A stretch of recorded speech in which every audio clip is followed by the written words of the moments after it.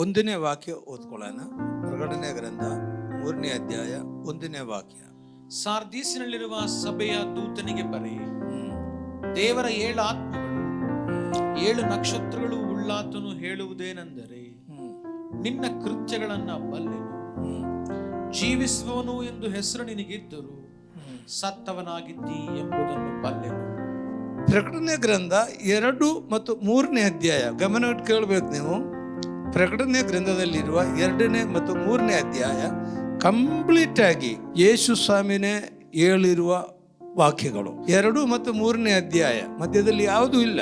ಏನಂದ್ರೆ ಯಾಕೆ 2 ಮತ್ತು 3ನೇ ಅಧ್ಯಾಯ ಯೇಸು ಸ್ವಾಮಿ ಬರೆದಿದೆ ಅಂತ ಹೇಳೋದು? ಯಾಕಂದ್ರೆ ಅಪೊಸ್ತಲನಾದ ಯೋಹಾನನಿಗೆ ದೇವರ ಆತ್ಮ ಯೇಸು ಹೇಳ್ತಾ ಇದ್ದಾನೆ, ನಾನು ನಿಮಗೆ ಹೇಳುತ್ತೀನಿ, ಅದು ನೀನು ಬರಿ ಎಂಬುದಾಗಿ. ಯೇಸು ಸ್ವಾಮಿ ಡೈರೆಕ್ಟ್ ಆಗಿ ಹೇಳಿಕೊಡುವ ವಾಕ್ಯಗಳಾಗಿದ್ದಾವೆ ಪ್ರಕಟಣೆ 2ನೇ ಅಧ್ಯಾಯ ಮತ್ತು 3ನೇ ಅಧ್ಯಾಯ. ಈ 3ನೇ ಅಧ್ಯಾಯ ಕೂಡ ಬಹಳ ಪ್ರಾಮುಖ್ಯವಾದ ಅಧ್ಯಾಯ. 7 ಸಭೆಗಳಿಗೆ ಬರೆಯುವ ವಿಷಯಗಳು 2 ಮತ್ತು 3ನೇ ಅಧ್ಯಾಯ. ಅದರಲ್ಲಿ ತಾರ್ಸೀಸ್ನಲ್ಲಿರುವ ಸಭೆ ವಿಷಯವಾಗಿ ನಾವು ನೋಡ್ತೀವಿ. ಪ್ರಕಟಣೆ ಗ್ರಂಥ 3ನೇ ಅಧ್ಯಾಯ 1 ಮತ್ತು 2ನೇ ವಾಕ್ಯದಲ್ಲಿ. 1 ಮತ್ತು 2ನೇ ವಾಕ್ಯ ಮತ್ತೊಂದು ಸರ್ತಿ ನಾವು ಓದು. ಸಾರ್ದೀಸಿನಲ್ಲಿರುವ ಸಭೆಯ ದೂತನಿಗೆ ಬರೆ, ದೇವರ 7 ಆತ್ಮಗಳು. ಸರ್ದೀಸ್ನಲ್ಲಿರುವ ಸಭೆ ದೂತನಿಗೆ ಬರಿ. ಯಾರು ಹೇಳ್ಕೊಡ್ತಾ ಇದ್ದಾರೆ? ಹೇಳ್ಬೇಕು, ಸುಮ್ಮನೆ ಇದ್ರೆ ಆಗಲ್ಲ. ಯಾರು ಹೇಳ್ಕೊಡ್ತಾ ಇದ್ದಾರೆ? ಯೇಸು ಸ್ವಾಮಿ ಡೈರೆಕ್ಟ್ ಆಗಿ ಯಾರಿಗೆ ಹೇಳ್ಕೊಡ್ತಾ ಇದ್ದಾರೆ? ಯೋಹಾನನಿಗೆ ಹೇಳ್ಕೊಡ್ತಾ ಇದ್ದಾನೆ. ಏನಂದ? ಸರ್ದೀಸ್ನಲ್ಲಿರುವ ಸಭೆಗೆ ಬರಿ ಎಂಬುದಾಗಿ. ನೋಡೋದು ಏನದು ಬರಿ ಎಂಬುದು? ದೇವರ 7 ಆತ್ಮಗಳು. ದೇವರ 7 ಆತ್ಮಗಳು. ದೇವರಿಗೆ 7 ಆತ್ಮ ಇದೆಯಾ? 7 ಆತ್ಮ ಇದೆಯಾ? 1 ಆತ್ಮ ಇದೆಯಾ?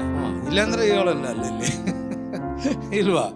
ದೇವರ 7 ಆತ್ಮಗಳು. ಏನು 7 ಆತ್ಮಗಳಂದ್ರೆ ಏನು? ನಾನು ಒಂದ್ಸರ್ತಿ ಇಲ್ಲಿ ಅದ್ರ ವಿಷಯವಾಗಿ ಮಾತಾಡಿದೀವಿ. ಎಷ್ಟು ಜನ ಗಮನ ಇಟ್ಕೊಂಡ್ರು ಗೊತ್ತಿಲ್ಲ.